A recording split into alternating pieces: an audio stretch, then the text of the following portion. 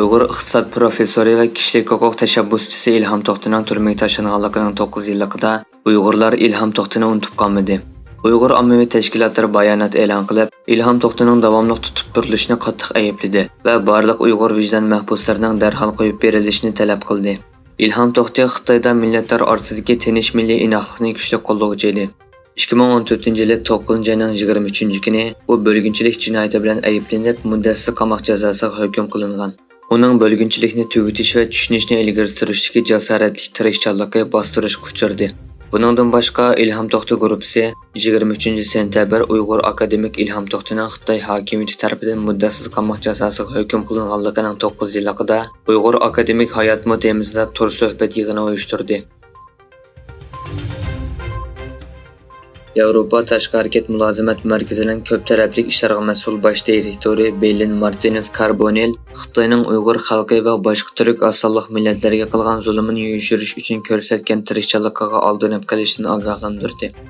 Martinez Carbonell oldingi hafta Nyu-Yorkda Birlashgan Davlatlar Tashkiloti Umumiy Majlisining yondosh faoliyati sifatida o'tkazilgan Atlantik okean kengashi munozarasida Xitoy rayonida texmi inchga balkim ko'rilmaydigan besim va kontrol vositalarini ishlatishga burilishning bir qismi sifatida iqtisodiy taraqqiyot va sayohatchilikni ilgari suradiganligini tashviq qilayotgan bo'lishi mumkin dedi. İstanbul'da o'tkazilgan 6-navbatlik Sharq Turkiston Milliy Ittifoqlik kengashi dunyoning har qaysi davlatlaridan kelgan Sharq Turkiston tashkilot rahbarlari, Turkiya va chet ellardan kelgan siyosiyonlar, parlament a'zolari va tashkilot vakillarining ishtirok qilishi bilan 3 kun markazli kengashish, muzokara va suhbat yig'inidan keyin muvaffaqiyat bilan oxirlashdi.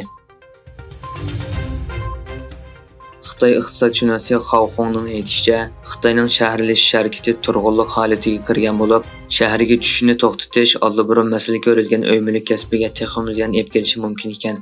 Grow Investment'ning bosh iqtisodshunosi Xao Xong mundaq dedi: Uy-mulk kasbini o'ngshash bir qancha yil, hatto 10 yil vaqt sarf qiladigan vazifa bo'lishi mumkin. Biz bak ko'p uy selvatdik. Xong yana mundaq dedi: Buningdan boshqa, yaqinqi 10 yilda Xitoyning shaharlashish musobaqasi nihoyatda tez ilgariladi. Filippin dengiz qirg'og'i muhofazat atritining amaldorlari Xitoyning Janubiy dengizining talash tartishga so'llarga qo'ygan to'siq to'rining xatarlik ekanligi va baliq tutishga to'sqinlik qilganligi uchun kesib yetilganligini e'lon qildi.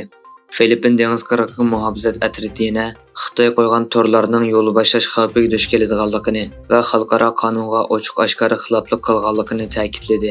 Bayonotda yana Torlarning Filippinlik baliqchilarning baliq tutish va tirikchilik faoliyatlarini olib berishini to'sadiganligi, 2016-yildagi kesim qarorining bu rayonning Filippinlik baliqchilarining an'anaviy baliqchilik rayoni ekanligini isbotlaganligi o'tirg'a qo'yilgan.